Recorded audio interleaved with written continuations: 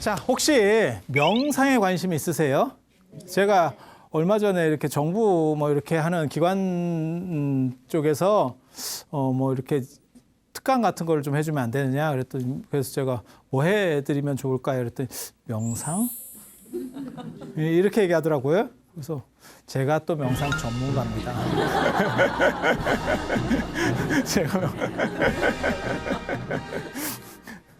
진짜예요. 제가 명상 또 제가 명상에 대한 책 쓰려고 오래전부터 준비하고 있었는데, 제가 고등학교 때 명상에 대해서 책을 써놓은 게 있어요. 물론 출판은 안 됐어요. 그때 제가 이런 거 밥 먹고 할 일 없을 때 우리는 그런 식으로 보냈다, 일생을. 참 희한하다. 학창 시절에 그렇게 보냈다.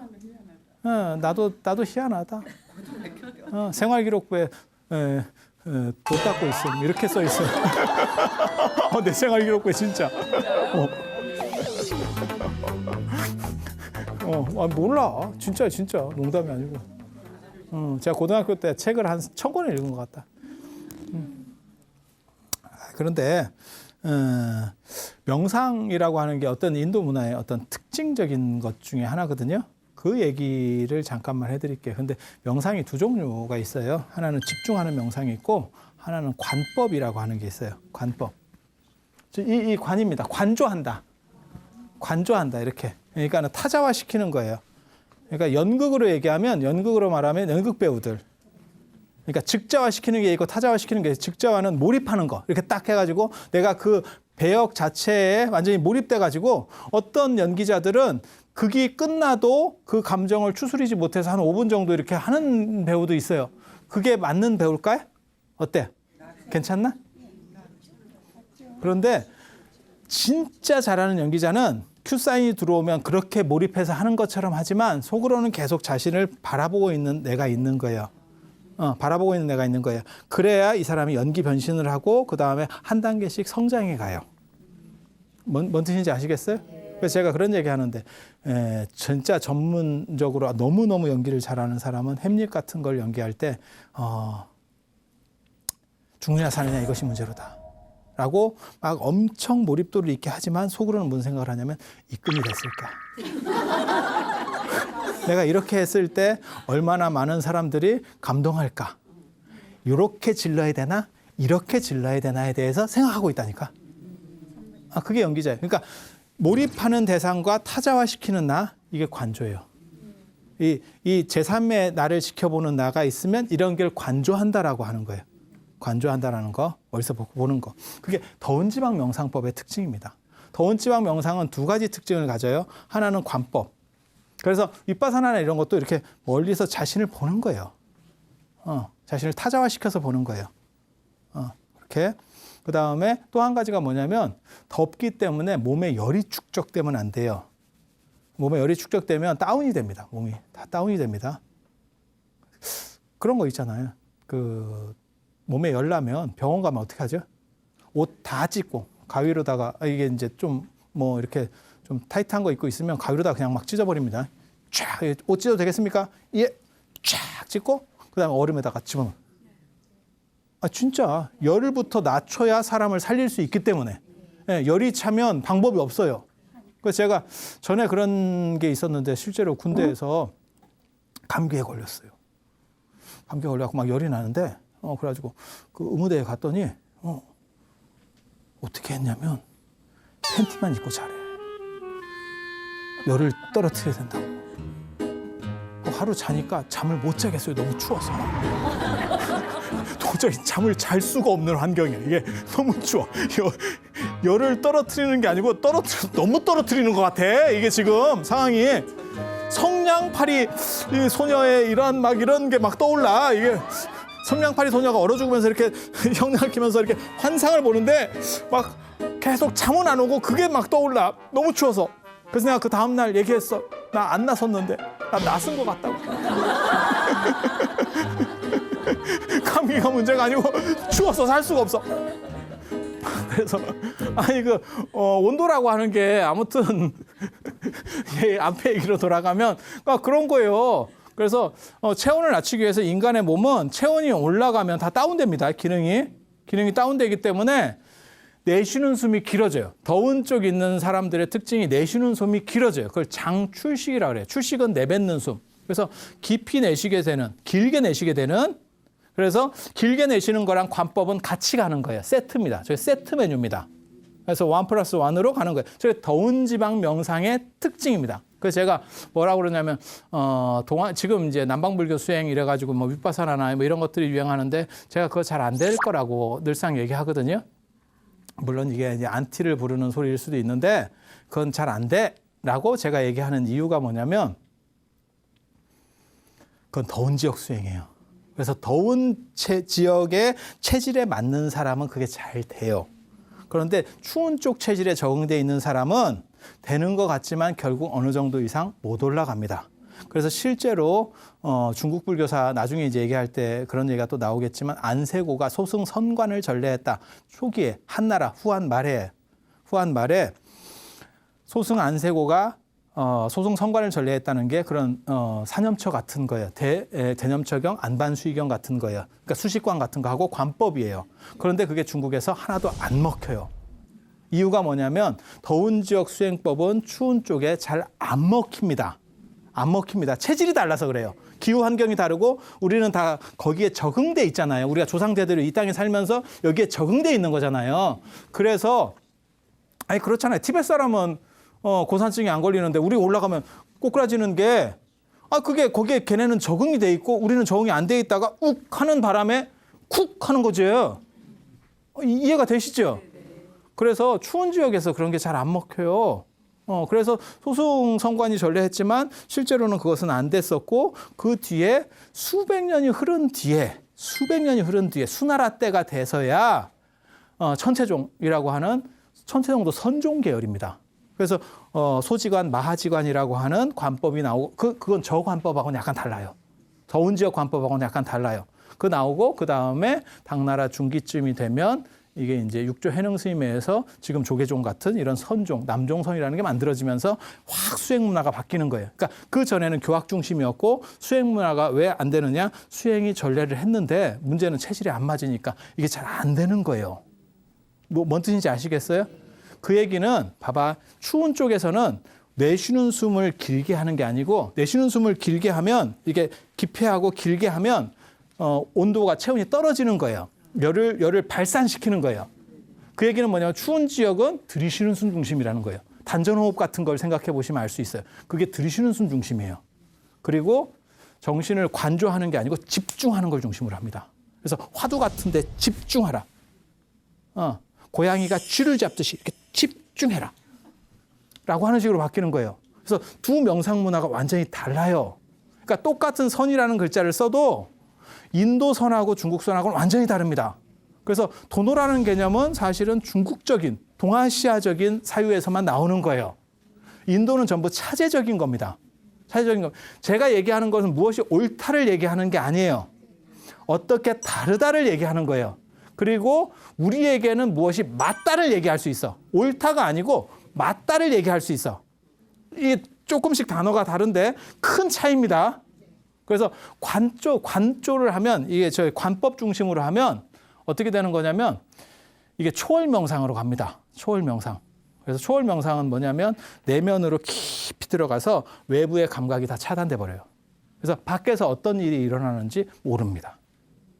그래서 실제로 부처님 경전, 초기 경전에 보면 뭐라고 나오냐면 어떤 사람이 와서 부처님한테 얘기해. 어떤 수행자가 와서 우리 선생님이 얼마나 대단하신 줄 아십니까? 이렇게 약을 팔아. 그게 부처님이 아니고 자기 선생님.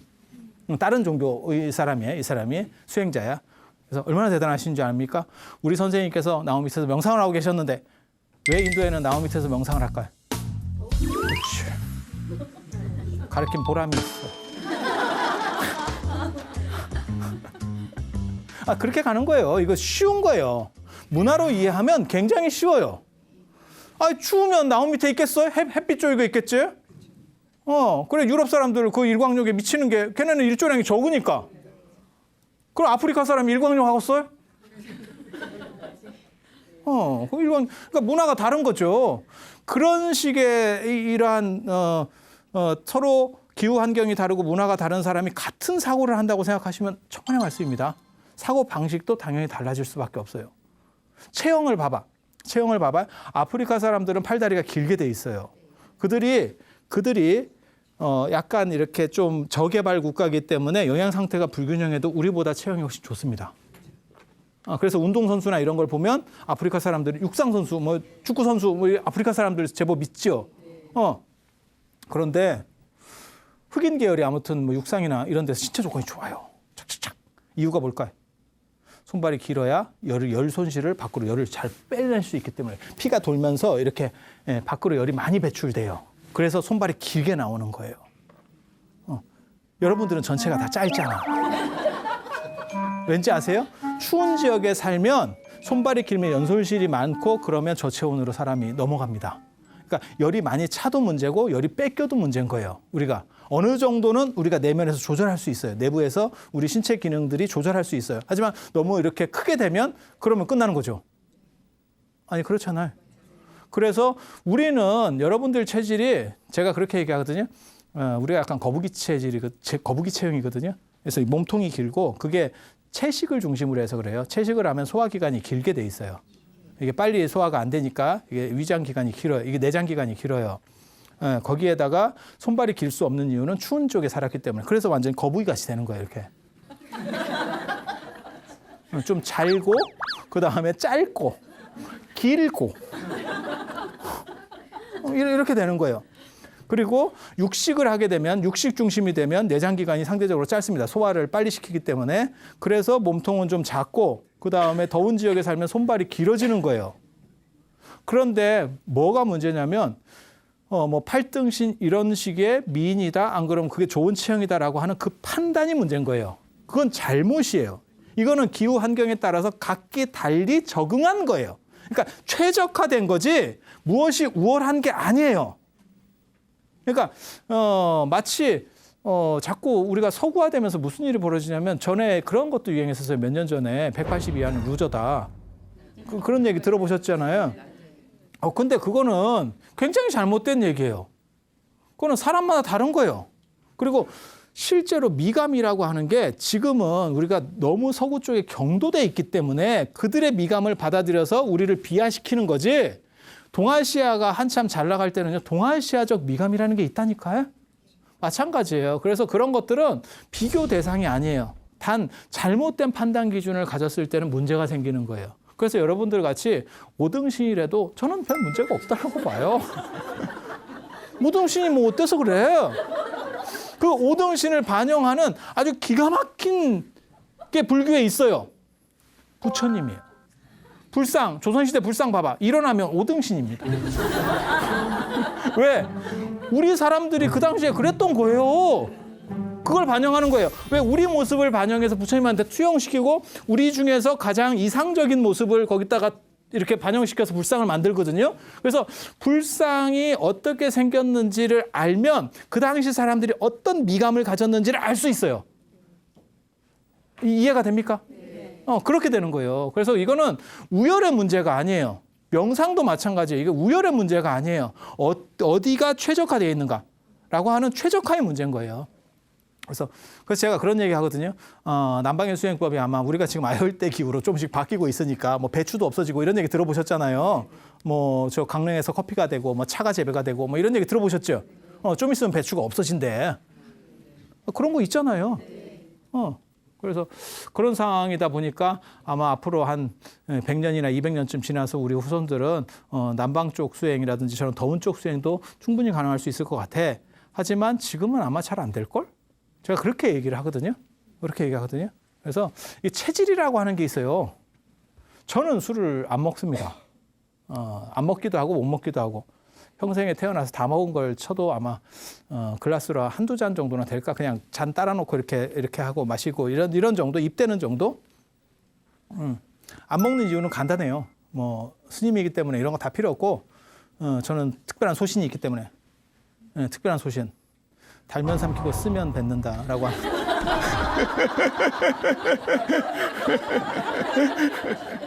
이유는 그거 하나예요.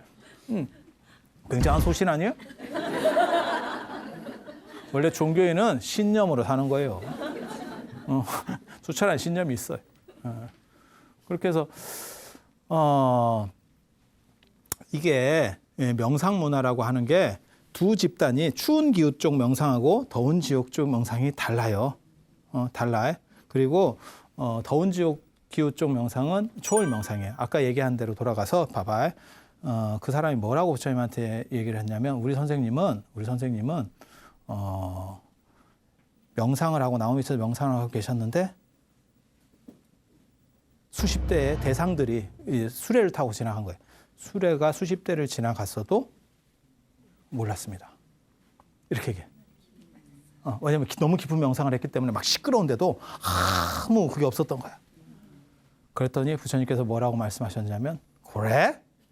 이러면서 내 얘기를 한번 들어볼래? 내가 접대 명상할 때 있잖아.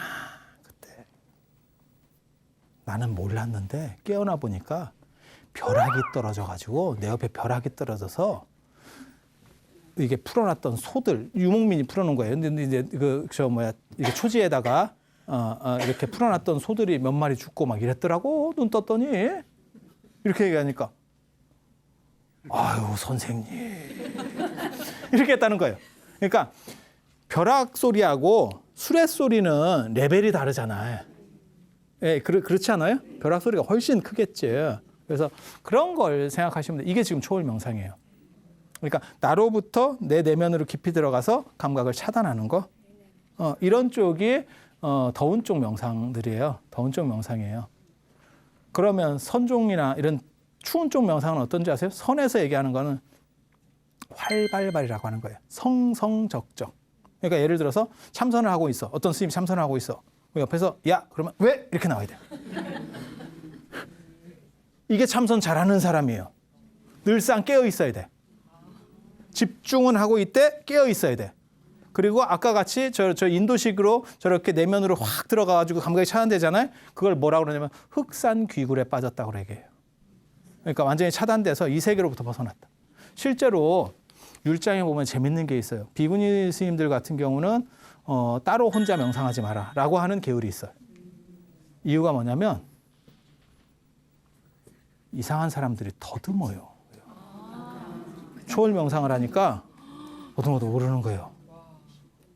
그래서 그런 문제들. 물론 남자는 뭐 그런 일이 별로 없으니까 그게 남자 쪽에는 없는데 비구니 쪽에 그런 조항이 있어요. 그러니까 인도 명상 문화의 어떤 흐름, 어떤 특징 이런 것들을 알 수 있는 거죠.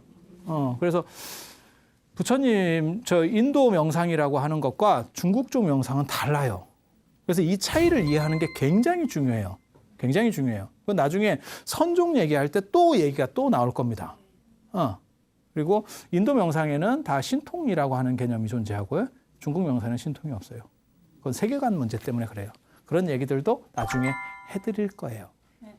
이 관법을 통해서 중도로 깨달음을 얻으세요. 뭐 출가하고 수행하고 뭐 이런 얘기는 다 자체하고 그건 부처님 생애랑 관련된 얘기에서 들으시면 되고 중도로 깨달음을 얻으세요. 연기 중도라고 하는 게 부처님의 깨달음입니다. 연기는 관계성이라고 하는 거고 그 설명들을 이제 드릴 거예요.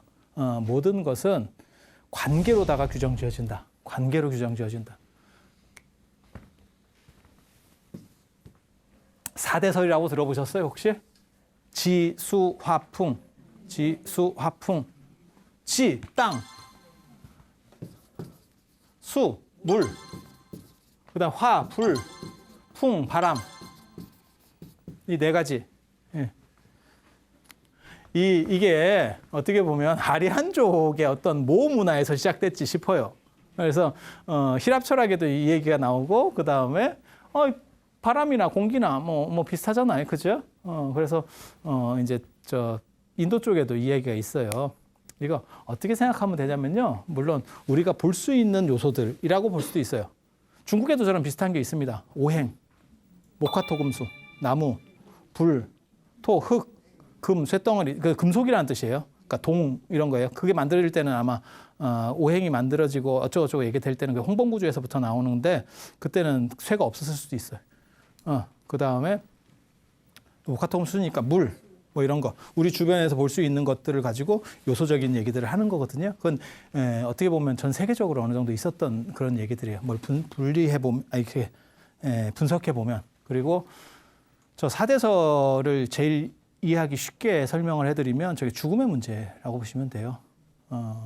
제가 저승꽃이 많이 핀 사람으로서 이제 별로 얼마 안 남은 사람으로서 얘기를 해주면 사람이 죽으면 인도는 시체를 버리는 문화가 있어요. 유기 문화가 있어요.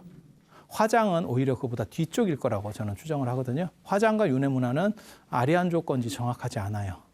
약간 화장은 아리안족 거고 그 유목민 문화고 윤회는 인도의 원주민들 쪽에 가까울 거예요. 가까울 거예요. 그리고 인도 원주민들, 그러니까 원래 살던 사람들의 전통 문화에는 시체를 유기하는 문화가 있어요. 그러니까 장례법이 무엇이 옳다는 없어요. 화장도 할 수도 있고 매장도 할 수 있고 수장도 할 수 있고 풍장도 할 수 있고 조장도 할 수 있어요. 다 여러 가지 방식도 있고 애장도 있어요. 벽에다가 이렇게 절벽 중간에다가 관을 넣는 방식도 있어요. 그걸 애묘라고 하는 거거든요.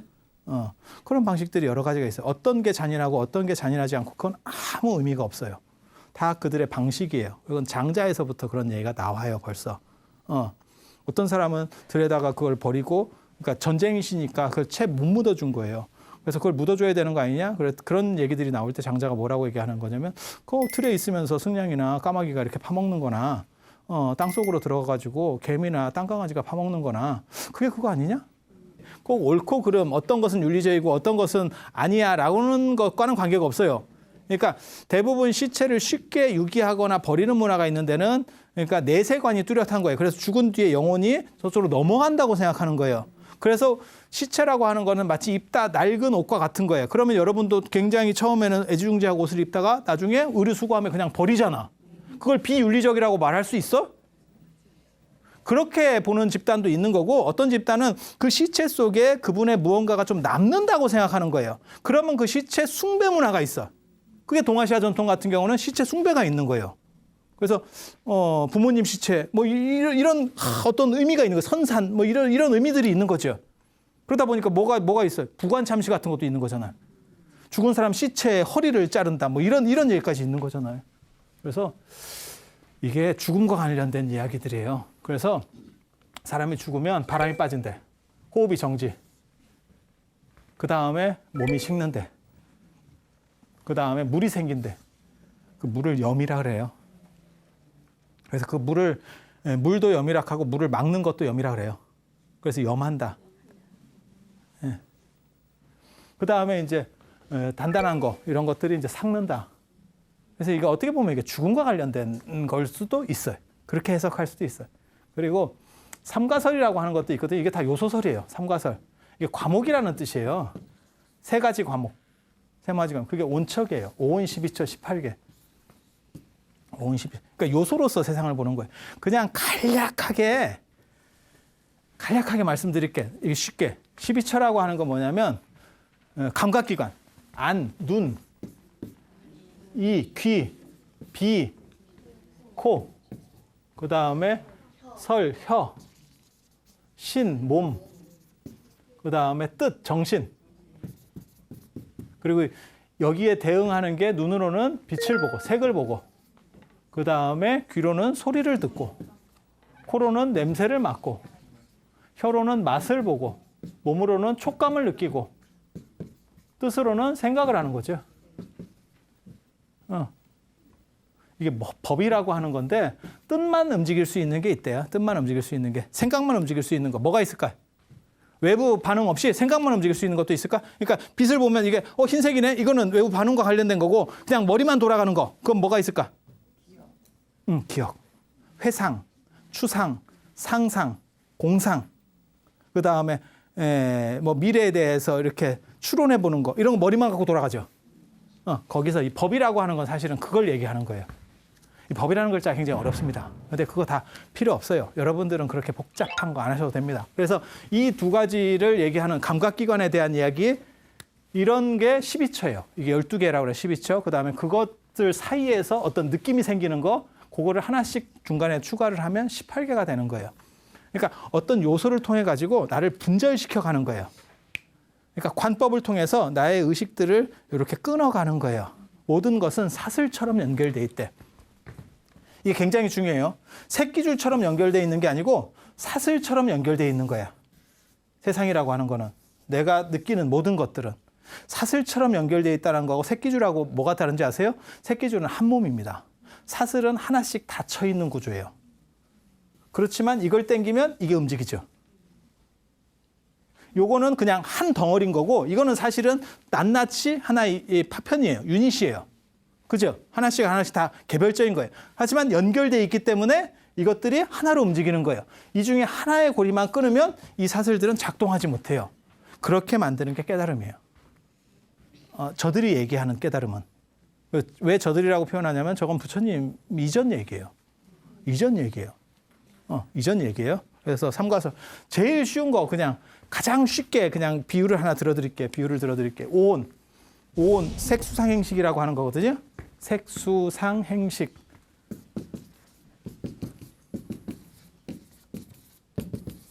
굉장히 재밌다고요. 이런 얘기들이 약간 철학적인 얘기인데 굉장히 재밌어요. 색이라는 게 뭐냐면 물질, 눈에 보이는 거 이런 거예요. 자, 이거 봐봐. 흰색이지? 흰색 아니에요? 이거 흰색이에요. 이거 흰색이 아니면 굉장히 어려운 거예요. 흰색은 모든 빛을 반사할 때 흰색으로 나오는 거잖아요. 그죠? 모든 빛을 흡수하면 검은색인 거고, 파란색으로 나오면 파란색만 반사하는 거고. 그렇죠? 자, 봐봐. 색, 여기 존재가 존재하는 거야. 존재.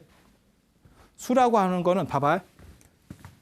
여기에, 그럼 그냥 쉽게 얘기해. 이게 파란색이잖아. 이게 파란색. 이 칠판이 지금 파란색. 그죠? 파란색. 이걸 어떻게 우리가 보냐면, 빛이 있어야 돼요. 빛이 없으면 이걸 못 봅니다. 빛이 이쪽으로 와서 내 눈을 때리는 거예요. 맞죠? 그죠? 빛이. 그러면 요 눈이 요걸 받아들여. 이 색 정보를 받아들여. 그죠? 그러면 눈에 어떤 상이 맺혀. 여기 상이 맺힌다고. 카메라하고 똑같은 거잖아요. 상이 맺혀? 그러면 그 상이 맺힌 게 뇌파를 타고 들어가. 뇌로 흘러가. 그렇게 하면 우리가 무슨 생각을 하냐면 기존에 있었던 생각들하고 맞춰봐. 그래서 무슨 결과를 내요? 칠판 이렇게. 아니면 파란색이라고 하기는 좀 그렇다. 이런 식으로 가는 거예요. 이렇게 연결해서. 이거는 하나하나는 닫힌 사슬 구조예요. 그런데 이게 이렇게 겹쳐 있는 거예요. 그래서 이렇게 연결되면 우리 의식들이 작용을 하는 거예요. 소리도 마찬가지예요. 어디서 이렇게 소리가 나. 그러면 이 소리가 여기서 나서 내 귀로 전달된 거죠. 그러면 그게 그렇게 전달되는 게 수예요. 수. 그러면 이게 받아들이는 거야. 내 고막이. 그럼 거기에 어떤 소리가 울림이 맺혀. 그러면 그게 내 뇌로 전달이 되죠. 어떤 전류를 타고 이렇게 흘러가는 거죠. 그리고 나서 이거는 칠판 때리는 소리. 이해가 됩니까? 이게 인간이 어떻게 생각하는지에 대한 어떤 생각 구조를 얘기하는 거거든요. 생각 구조를. 그리고 저런 것들이 파괴가 되면 어느 구절이든지 한 구절만 끊어져 버리면 전체가 작동을 못 한다는 거예요. 그러면 번뇌라고 이를 만한 것이 없대. 번뇌라고 할 만한 것이 없대. 할 만한 것이 없대. 이런 게 이제 5운 12초 18개 뭐 이런 내용들이에요. 그래서 여기는 내면에 집착하는 사람, 여기는 물질에 집착하는 사람, 정신에 집착하는 사람, 물질에 집착하는 사람, 정신과 물질에 모두 집착하는 사람들을 위해서 이런 얘기들을 했대. 옛날 사람들 얘기해. 부처님 이전에. 그런데 부처님께서는 거기서 무엇을 얘기하냐면 연기설. 부처님께서 깨달으신 게 연기예요. 연기. 네, 연기. 모든 것은 관계 속에 규정 지어질 뿐이다.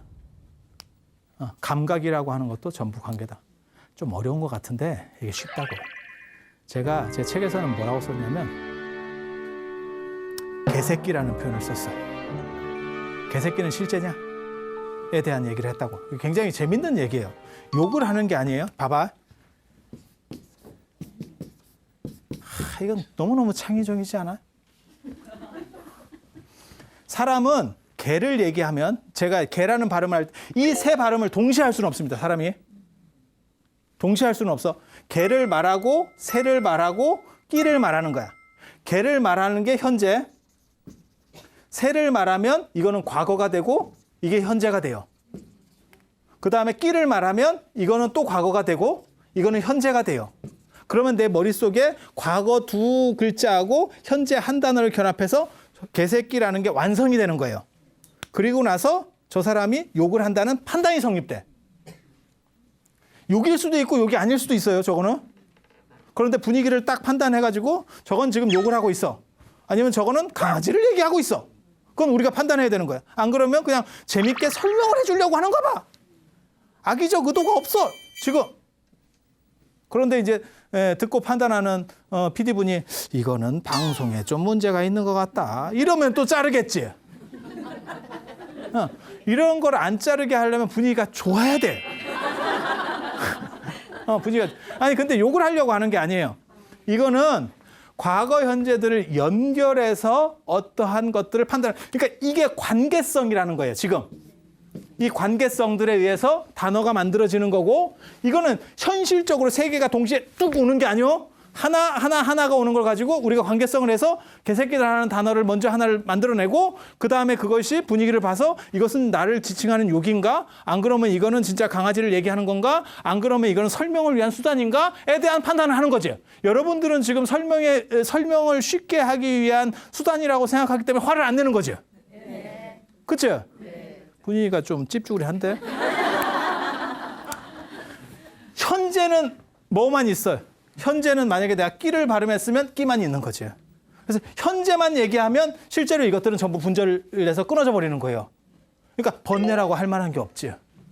모든 것은 이런 관계의 구성이 하나가 있고, 현재에서 우리가 맞춰보는 관계의 구성이 또 하나가 있는 거예요. 그러니까 욕인가 강아지인가 아니면 설명인가에 대한 판단. 그게 다 연기관계라는 거예요. 그러니까 모든 것은 그런 관계성 속에서 재규정되는 거지, 의미부여가 되는 거지, 실제로 어떤 실체가 딱 중요한 것, 존재하는 것은 아니야. 어렵지? 북두칠성 봐봐. 북두칠성. 내가 북두칠성이 있어. 북두칠성 아시죠? 국자가 언뜻 보기에는 북극성이 지구 기울기하고 같아요. 같은 거의 비슷한 축선에 있어. 그래서 북반구에서는 북극성은 움직이지 않아. 남반구에서는 남극성이 움직이지 않아. 근데 우리는 북반구 쪽에 있으니까 남극성을 볼 일이 없어요. 남반구에 사는 사람이 아니니까. 그러니까 우리는 북극성 중심이야. 그래서 중국에서 늘상 뭐라고 나오냐면 북극성은 황제와 같다.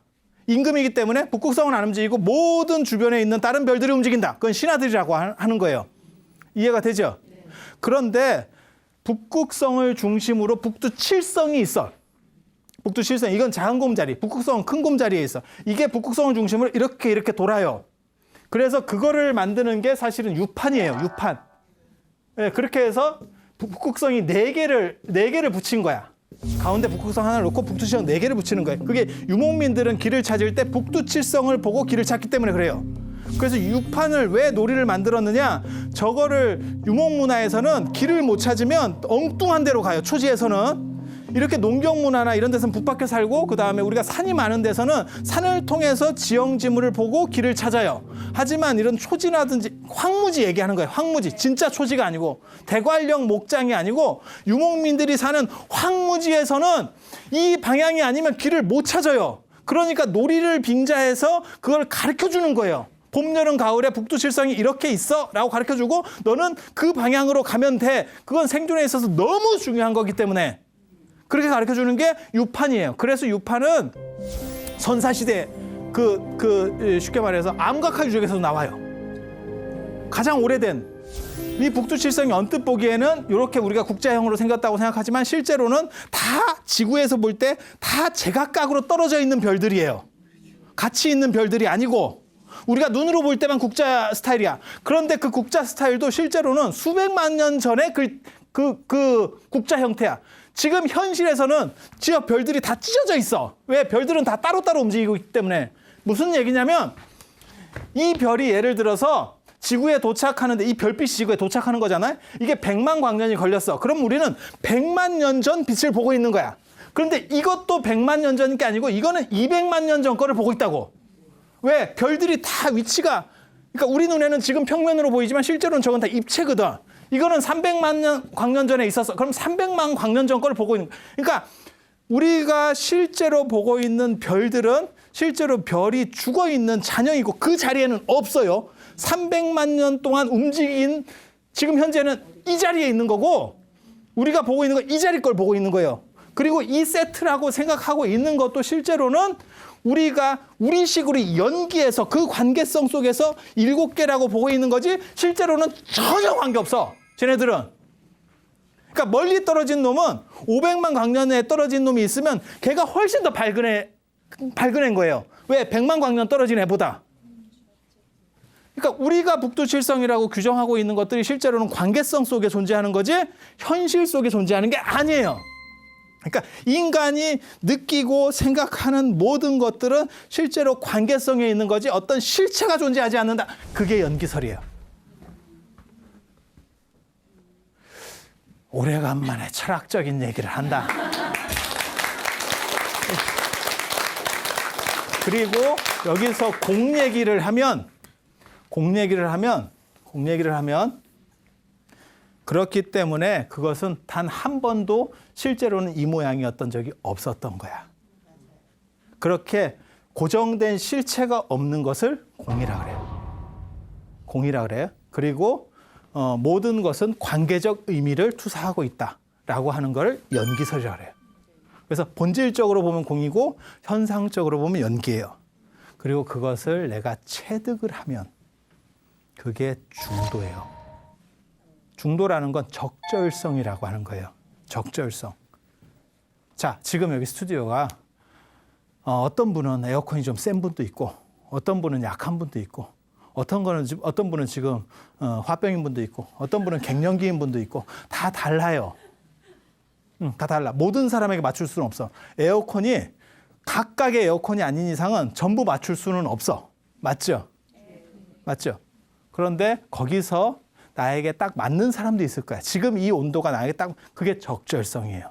그러면 그렇게 딱 맞는 사람은 지금 중도적으로 맞춰 있기 때문에 어떤 일이 벌어져요? 아무 문제가 없어요. 기온이라는 게 내 머릿속에 존재하지 않아.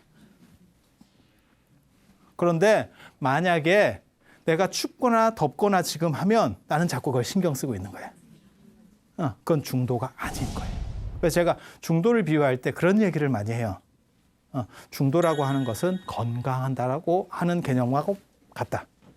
건강이라고 하는 것은 내 몸이 존재하는지에 대해서 잊어버리고 있으면 건강한 거예요. 뭐 다리가 아파, 뭐가 어때? 라고 하면 건강하지 않은 거예요. 여러분이 진짜 편하면 지금 존재하는지 자체에 대해서 내 몸이 존재한다는 걸 잊어버려요. 만약에 지금 다리도 아프고 뭐 속에서 지금 요실금도 있고 뭐 저쩌고 이러고 있으면 뭔가 문제가 있는 거예요. 지금 앉아있는 자리에서도 그건 중도가 이루어지지 않은 거예요. 그러니까 중도가 이루어지면 그 부분에 대해서는 집착이 없어져요. 집착이 없어지면 행복하고 자유로워지는 거예요. 부처님께서 깨달으신 게 사실은 그거예요. 그거. 뭔가 생각이 있으면 과감하게 해봐. 이 중도, 그러니까 봐봐. 지금 연기라고 하는 건 관계성. 그 다음에 공이라고 하는 거는, 그러니까 이건 현상을 얘기하는 거예요. 현상, 의미부여가 되는 것들은 실제로는 어떤 이런 마치 북두칠성이 우리 눈에 보이는 것처럼 이러한 관계성 속에서 이루어진다. 개새끼라고 하는 어떤 소리 발음들이 연결되는 것 속에서 관계성 속에서 이루어진다. 그리고 그것의 실체는, 그러니까 본질은 없는 거죠. 그리고 이거를 내가 자각해서 내가 자유를 얻으면, 걸리지 않으면 중도를 터득한 거고, 그렇지 않으면 중도가 이루어지지 않은 거예요. 그리고 이러한 구조를 한자로는 뭐라고 그러냐면 진공묘유라고 그래요. 모든 것은 실체가 없어. 진공이라는 건 실체가 없다는 뜻이에요. 없다라는 뜻이 아니에요. 없다라는 뜻이 아니에요. 그렇게 생각하시면 안 돼. 그래서 공은 허무다. 아니에요. 공은 제로하고 똑같은 거예요. 0. 그래서 제가 예전에 그 설명할 때 그런 얘기 했었잖아요. 0이라는 숫자를 인도 사람들이 발견하는데 이걸 또 다른 말로 지금 우리도 공이라고 해요. 동그라미 하나 더 붙이고 공. 공이라고 하는 것은 작용이 있어요. 실체는 없어. 그래서 공이라는 게 계속 붙는다 그래서 아무것도 아무 값이 올라가는 건 아니야. 하지만 어떤 숫자랑 붙으면 값이 엄청나게 올라가죠. 그래서 무하고 달라. 공하고 무는 완전히 다른 개념이에요. 무는 없는 거예요. 무는 없는 거예요. 하지만 공은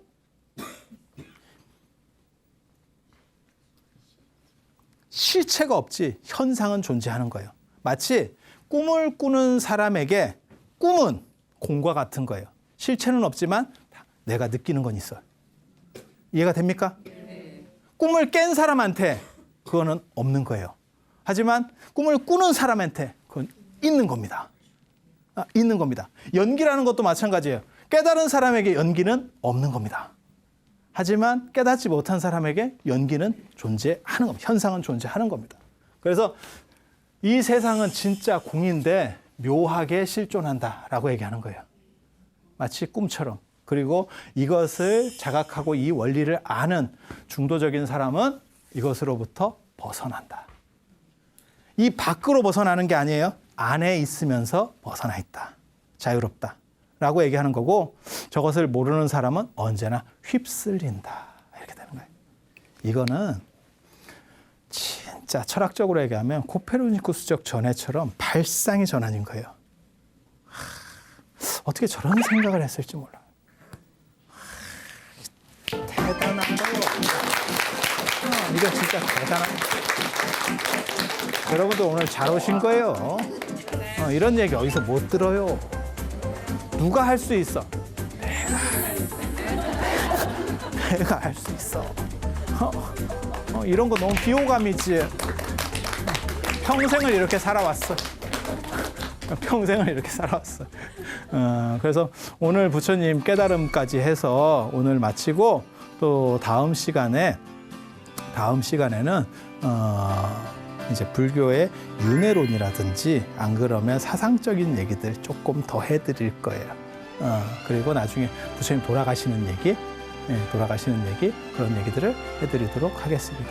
그럼 오늘 이상 마치고 여러분 모두 행복하시고 그 다음에 언제나 자유롭기를 바람하지 않으면서 모두 마치도록 하겠습니다.